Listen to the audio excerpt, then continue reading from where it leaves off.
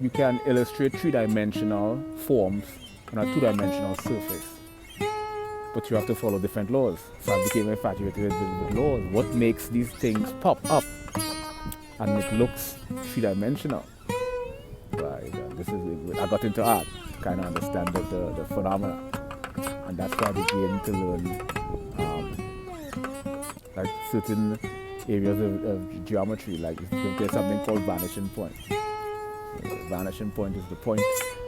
There's a point at the horizon. It's like a V, expanding V, where the two receding lines of the V diminishes.